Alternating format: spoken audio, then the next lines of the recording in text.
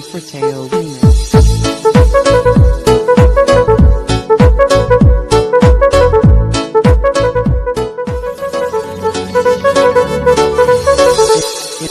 Assalamualaikum warahmatullahi wabarakatuh. Saya Abdul Aziz Fauzi, Prodi Pendidikan Agama Islam semester 1 Tuanku Tambusai, Rokan Hulu. Di sini saya akan menyampaikan sebuah materi, yaitu bahasa Indonesia sebagai bahasa negara. Bahasa Indonesia adalah bahasa resmi Republik Indonesia dan bahasa Persatuan Bangsa Indonesia. Bahasa Indonesia diresmikan penggunaannya setelah proklamasi kemerdekaan Indonesia, tepatnya sehari sesudahnya, bersamaan dengan mulai berlakunya konstitusi. Kedudukan bahasa Indonesia dalam bahasa negara pada tanggal 25 sampai 28 Februari 1975 telah diresmikan atau telah dikemukakan kedudukan bahasa Indonesia sebagai bahasa negara. Kedudukan bahasa Indonesia sebagai bahasa negara dengan digunakannya bahasa Indonesia dalam naskah proklamasi kemerdekaan Republik Indonesia 1945. Jadi mulai saat itu dipakailah bahasa Indonesia dalam segala upacara, peristiwa, dan kegiatan kenegaraan baik dalam tulisan ataupun lisan. Kemudian kedudukan bahasa Indonesia sebagai bahasa negara dengan pemakaian bahasa Indonesia sebagai bahasa pengantar di lembaga pendidikan dari taman kanak-kanak sampai sekolah tinggi. Maka materi pelajaran yang berbentuk media cetak juga harus berbahasa Indonesia, karena cara ini akan sangat mudah atau akan membantu dalam meningkatkan perkembangan bahasa Indonesia sebagai bahasa ilmu pengetahuan dan teknologi. Selanjutnya, bahasa Indonesia sebagai bahasa negara dibuktikan dengan digunakannya bahasa Indonesia dalam hubungan antar badan pemerintah dan penyebarluasan informasi kepada masyarakat. Selanjutnya, yang terakhir, sebagai bahasa Indonesia sebagai bahasa negara dibuktikan dengan penyebaran ilmu pengetahuan dan teknologi, baik melalui buku-buku pelajaran, buku-buku populer, ya kan, majalah-majalah, karya ilmiah maupun media cetak lainnya. Oke, mungkin cukup sekian. Materi selanjutnya akan disampaikan oleh sahabat kita berikut ini.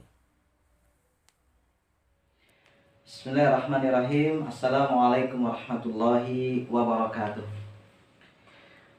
Perkenalkan, nama saya Henry Prayitno, mahasiswa STAI Tuanku Tambusai, Kota Pasir Pengareang, Kabupaten Rokan Hulu, jurusan PAI Pendidikan Agama Islam semester 1. Baiklah, di sini saya akan menjelaskan tentang bahasa nasional. Bahasa nasional itu adalah bahasa kebangsaan. Bahasa nasional itu sama dengan bahasa kebangsaan, ya, atau bahasa varian. Contohnya adalah dialek yang memiliki sejenis hubungan de facto atau de jure dengan seseorang dan mungkin melalui perluasan wilayah yang mereka duduki. Ya, de facto atau de jure itu adalah istilah dari bahasa Latin yang artinya adalah, kalau de facto itu artinya adalah ungkapan yang memberikan arti adalah sesuai dengan faktanya, ya, ungkapan yang berdasarkan dengan faktanya atau kenyataannya, ya, atau pada prakteknya. Sedangkan de jure itu adalah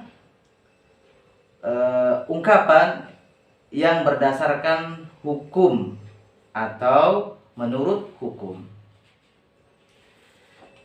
Pengertian daripada de facto adalah merupakan bentuk pengakuan suatu negara terhadap negara lainnya yang berdasarkan pada kenyataannya, yang menyatakan bahwa negara tersebut sudah memenuhi syarat terbentuknya negara. Itulah namanya de facto. Ya, syarat terbentuknya negara itu seperti apa?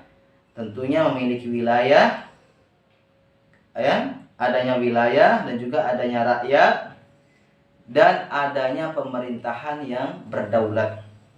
Kemudian sedangkan de jure adalah bentuk pengakuan yang dinyatakan secara resmi oleh negara lain dengan berdasarkan pada kaidah-kaidah yang diatur dalam hukum internasional terkait keberadaan suatu negara baru, ya, agar dapat diterima sebagai anggota dari bangsa-bangsa di dunia dengan segala hak dan kewajiban yang melekat padanya. Itulah terkait dengan pengertian de facto dan de jure. Adapun bahasa nasional tadi adalah secara global maknanya adalah bahasa yang dipakai oleh, ya, semua lapisan masyarakat yang berada di negara tersebut, dan bahasa nasional itu adalah bahasa yang digunakan, ya, oleh seluruh lapisan masyarakat dan bahasa utama bagi seluruh warga, ya, yang ada di negara tersebut. Jadi bahasa nasional itu secara alternatif bisa merupakan sebuah penetapan yang diberikan kepada satu bahasa atau lebih, ya, yang dituturkan sebagai bahasa pertama di wilayah suatu negara. Nah, itulah yang dimaksud dengan bahasa nasional, ya. Baiklah, untuk selanjutnya akan dijelaskan oleh sahabat kami kepada sahabat kami persilahkan. Baik, saya Intan Liani akan menyambung dari pembahasan saudara tersebut, yang mana saya akan membahas tentang fungsi bahasa negara. Sebelumnya telah kita ketahui fungsi bahasa negara itu ada 4. Yang pertama, fungsi bahasa negara itu atau bahasa Indonesia itu sebagai bahasa resmi kenegaraan.